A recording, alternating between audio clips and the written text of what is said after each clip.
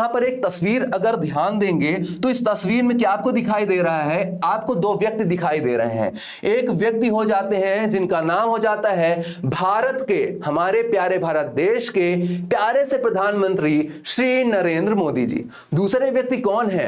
आपने iron man movie तो जरूर देखी होगी। आयरन मैन वो तो एक रियल लाइफ थी, मूवी में आपने देखा था। अगर आपसे पूछा जाए रियल लाइफ आयरन मैन कौन है, आप किसको उसकी तरह देखते हैं, तो आपका उत्तर क्या होगा? बिल्कुल सही, आपका उत्तर भी वही है जो करोड़ों भारतीय, करोड़ों विश्व वाले मानते हैं। ये है एलन मस्क। एलन मस्क, इन्होंने टेस्ला कंपनी बनाई, स्टारलिंक कंपनी भी इन्हीं की है, स्पेस एक्स कंपनी भी इन्हीं की है, द बोरिंग कंपनी का संबंध भी इन्हीं से है। साथ में अभी एक ही बहुत ही famous micro blogging company, social media company को भी इन्होंने एक्वायर कर लिया है, उसके बारे में भी बात होगी।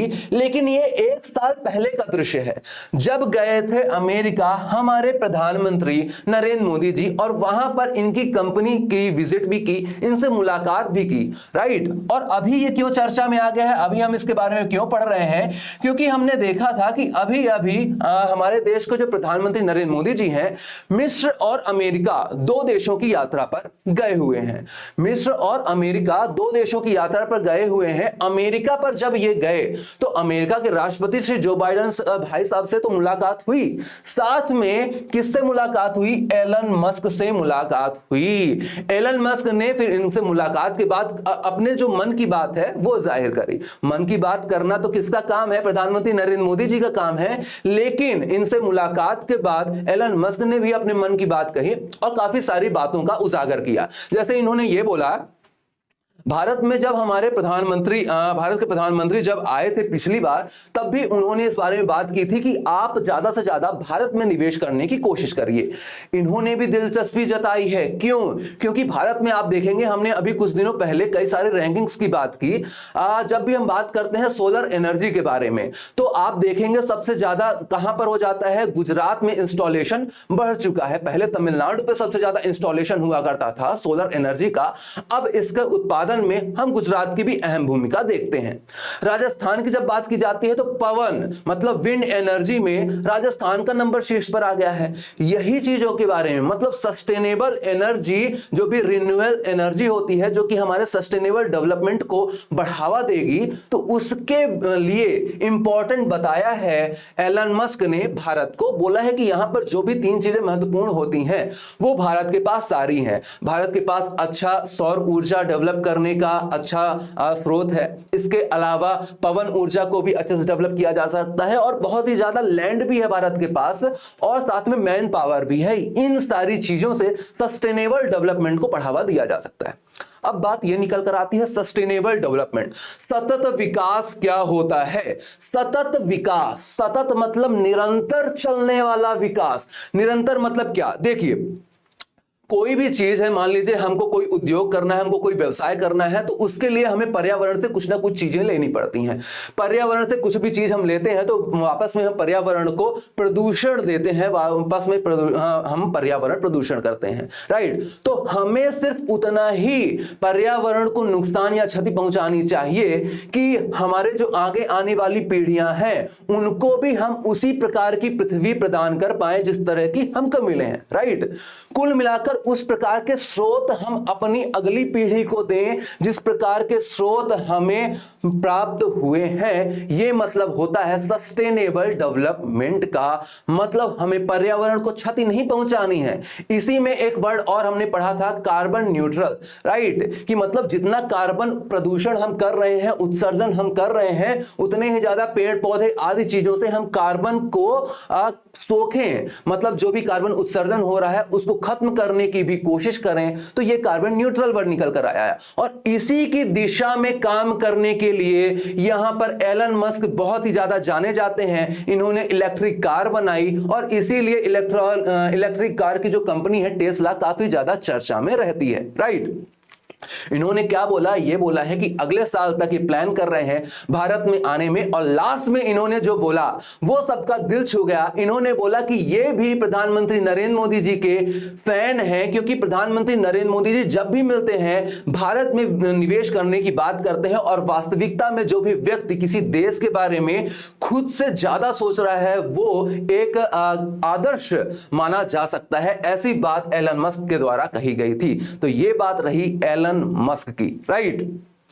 Jeff Bezos I think WhatsApp और आइदर। ओके, एक बार बात करते हैं राहुल जी। अब इस सवाल पर आते हैं। स्टारलिंक की बात की जा रही है।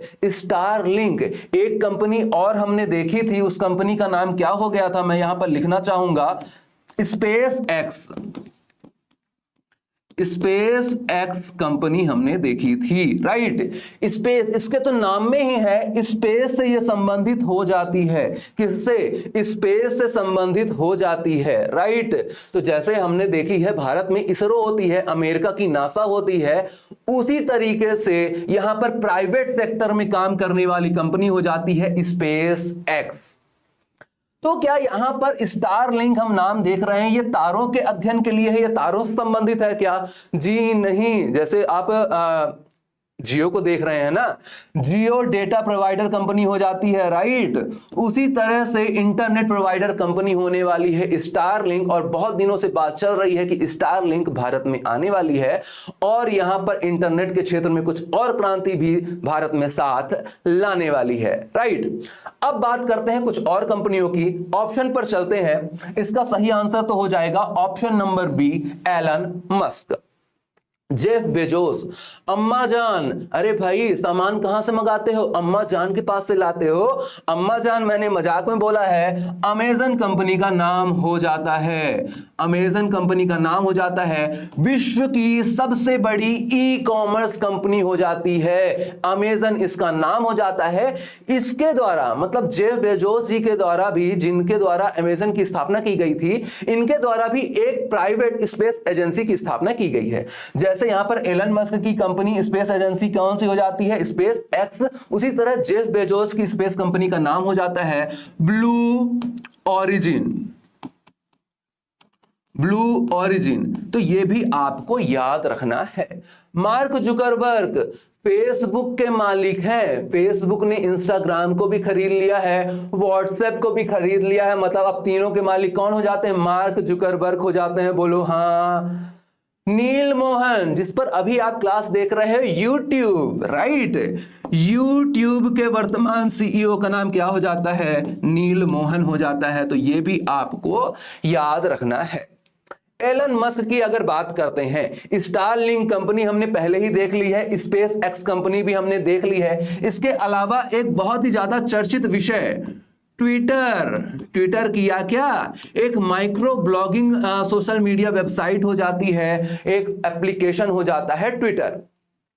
2006 में 4 व्यक्तियों ने इसकी स्थापना की थी। Jack Dorsey, Evan William, Noah Glass, Biz Stone ने मिलकर 2006 में अमेरिका में ट्विटर की स्थापना की थी। बहुत दिनों से लगातार इसको खरीदने का विचार, बातें चल रही थी एलन मस्क के द्वारा। एक बार डील हुई, डील कैंसिल हुई, इन पर फाइन भी लगा, लेकिन फिर अपने लगातार और निरंतर प्रयास के बाद एलन मस्क ने फाइनली एक्वायर कर लिया ट्विटर कंपनी को, ट्विटर सोशल मीडिया कंपनी को। जिस समय एक्वायर किया था उस समय भारतीय मूल के पराग अग्रवाल ट्विटर के सीईओ, चीफ एग्जीक्यूटिव ऑफिसर, मुख्य कार्यकारी अधिकारी होते थे।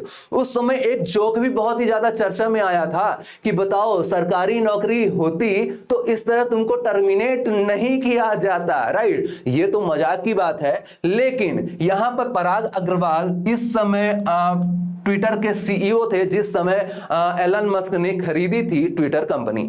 वर्तमान में कौन है ट्विटर के सीईओ?